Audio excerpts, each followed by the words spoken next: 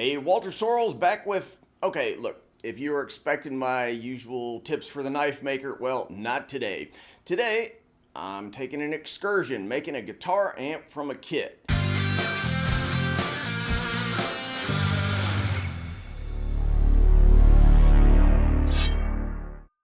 So every now and then, I like to step away from my steady diet of knife making videos and jump into something different.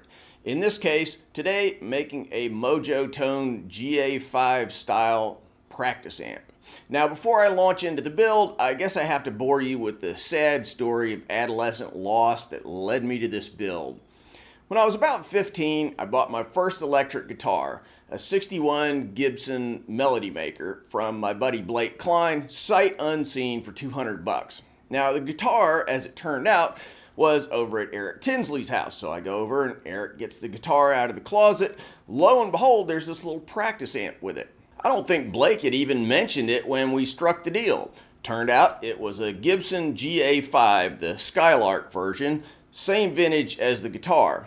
Basically, just a total throw-in on the deal that I wasn't even expecting. Well, time went by. Now I've got a Mesa Boogie and I'm graduated from college and my folks move.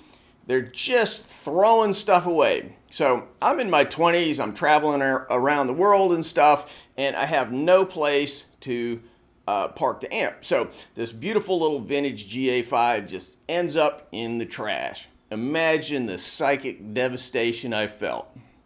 So it's 5 watts, 1 chicken head volume knob, no tone, no nothing, but you wouldn't believe the way that little thing had wailed. So I've mourned the loss ever since. Until today. Recently, I bought myself this GA-5 kit from Mojotone, and now I'm going to see if I can recreate that long-lost sound. Here's the stuff coming out of the box. You can buy them with a cabinet, but I wanted to make my own, so I bought an electronics-only kit, 350 bucks. Chassis and cables, tubes, power transformer, output transformer,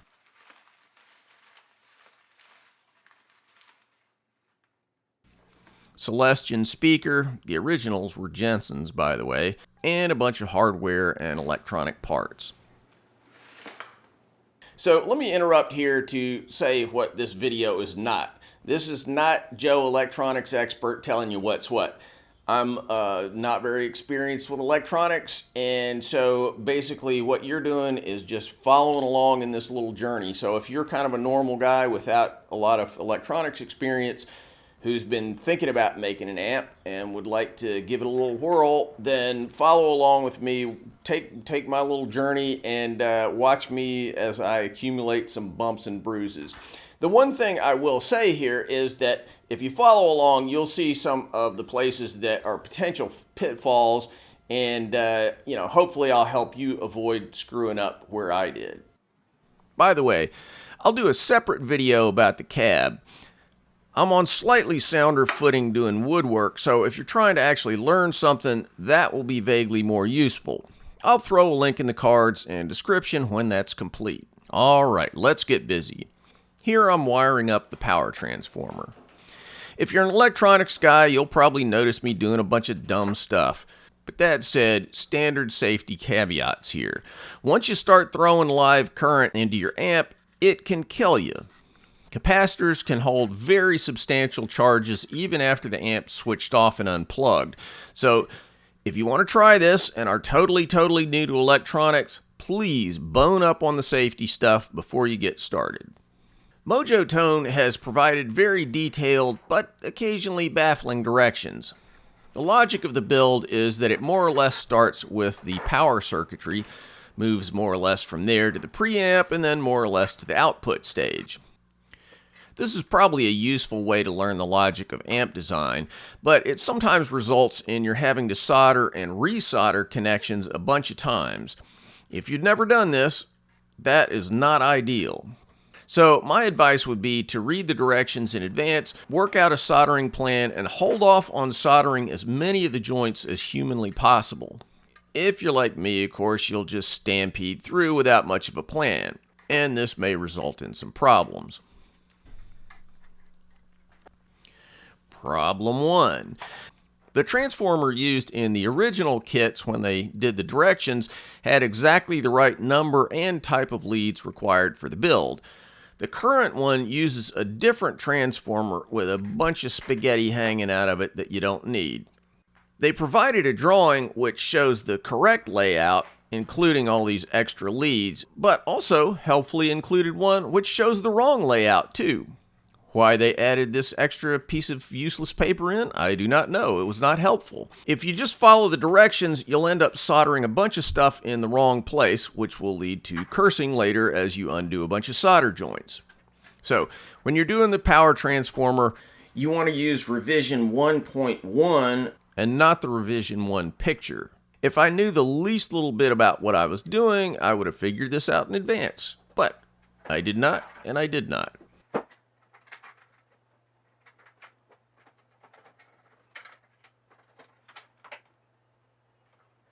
Next, the hardware goes in. Most of that's pretty easy to get right. The one thing that Novice Guy here screwed up on was the tube bases. Per the direction, they're all labeled with pin numbers that can be easily read by anyone with an electron microscope. Now, not having an electron microscope, I got them all turned around under the misapprehension that there were in fact no numbers at all. Once I figured out that I'd screwed up though, I used a pair of optivisors and some cursing to write the pin numbers on the outside of the base with a Sharpie that could actually be read with the naked eye. Maybe there are people who can read these things with the naked eye, but at age 58, I'm sure not one of them.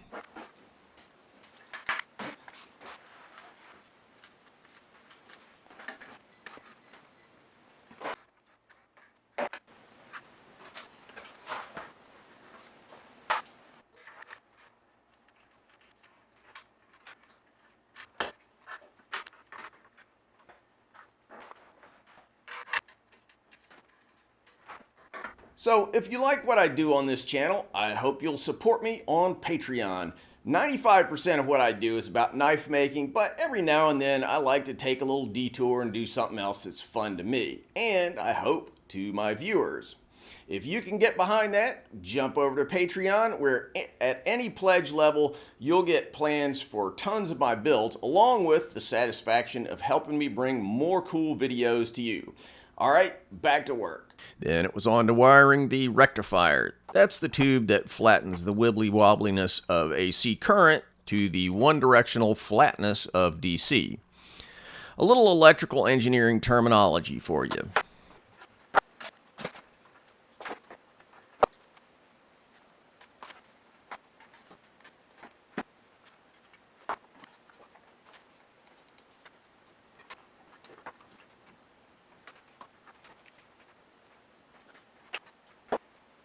The trickiest part of the whole build is wiring the preamp tube. The tube has roughly 147 pins, each one of which has between 19 and 47 leads soldered into it. Or it seems that way. Point being, you have to be very careful about how you orient the leads and solder them. If you aren't pretty careful about how you do this, you're likely to develop shorts between some of the pins.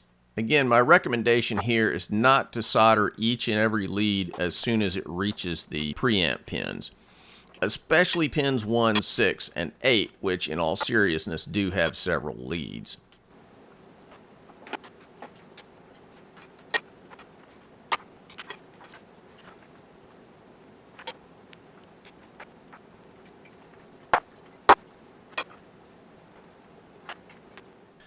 The final part of the soldering is where all the resistors and capacitors are added. Mojotone recommends arcing the leads, meaning cutting some insulation from the excess wire in the kit and slipping it over the leads on some of the caps.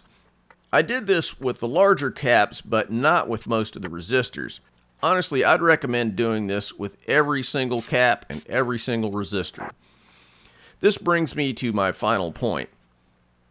Going into the final section, the build looks reasonably clean and organized. Do not be fooled. I don't care how carefully you try to organize this thing ends up being a frickin' rat's nest. There are guys who maintain that amps were never the same after point-to-point wiring of amps went away. Do this build and you will not mourn the death of point-to-point anymore. Once you've crammed every bit of electronics in this chassis, it'll seem like a miracle if you don't end up with shorts all over the place. So the more you can do to position everything carefully, shield every lead, and get all your soldering done with the absolute minimum amount of solder, the more likely you'll actually have a functioning amp by the end of this project. I'm just warning you. Now look, I want to make very clear you can't dump the blame for this on Mojotone. They're just recreating the original circuitry of the GA-5 amp. I remember looking inside the amp that I had when I was a kid and thinking, boy, that's just a big mess in there. And it still is. Oh yeah, do this project under the most lights you can possibly assemble in your house. If you have access to an operating theater, do it there. When you're making the final push, even with optimizers and bright lights and reading glasses, penetrating through all the crap in here to see down to the preamp pins was not easy to do.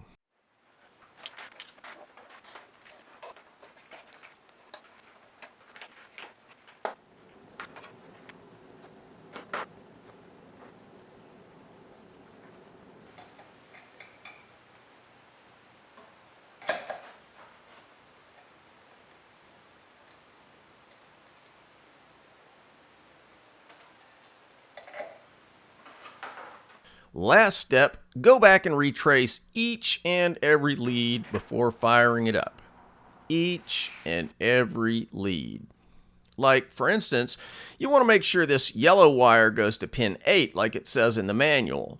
Somehow in my mind, I felt like pin 7 should be pin 8. Guess what?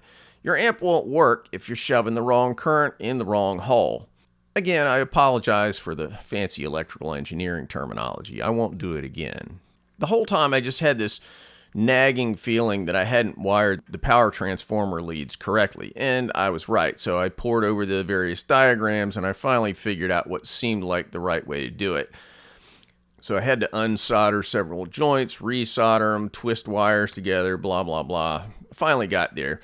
Got everything switched on, and I followed the directions in the manual and tested various voltages. They say there's a chart that has all these voltages clearly listed, but I couldn't quite puzzle that all out. Maybe that's just because I don't know what I'm doing. But anyway, I did know enough to figure out that if I put the rectifier tube in and got 0 voltage on the filter caps, that probably meant I had a problem. So, of course, I blamed Mojotone for shipping me a bad rectifier tube. I went back to my office, ordered another one off the internet, came back, cursed a little bit, and retraced all my leads.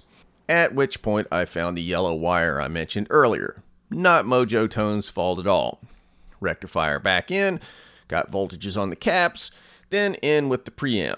At which point I found that in soldering and resoldering one of the pins, I dripped solder through it, blocking access to the pins completely. I tried heating it again and wicking it out and pushing it and doing all kinds of stuff. No luck. Fortunately, I had this minuscule drill bit. So I drilled it out and the preamp tube slid right in. Pretty sure this is not a recommended procedure in electrical engineering, but adapt and overcome, right? Power tube in, plug in speaker, by golly, there's sound.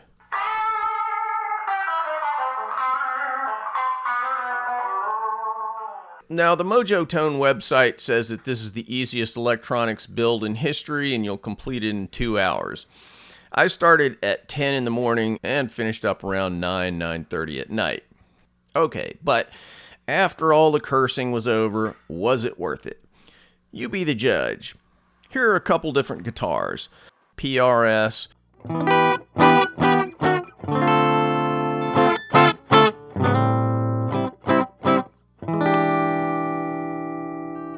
Telly,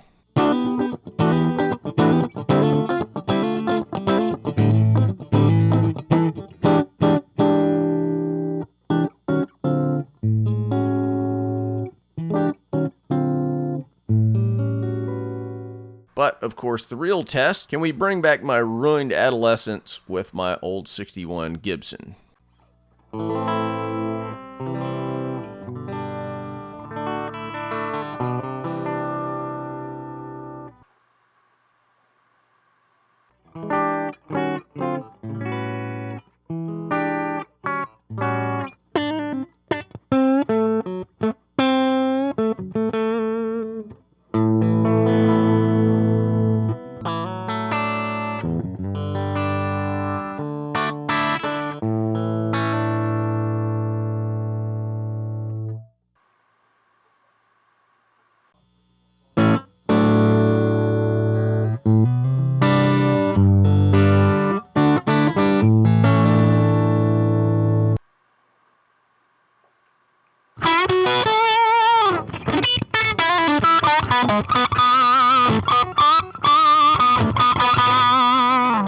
It's actually got more clarity and articulation than the amp I had when I was a kid. At least, that's the way I remember it.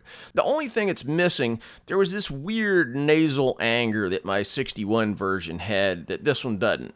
But otherwise, I feel pretty darn happy.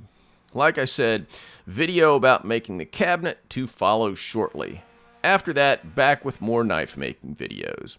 Thanks for watching, guys. If you like what we're doing here, please subscribe and make sure that you click on that bell so you get notified of all the latest videos.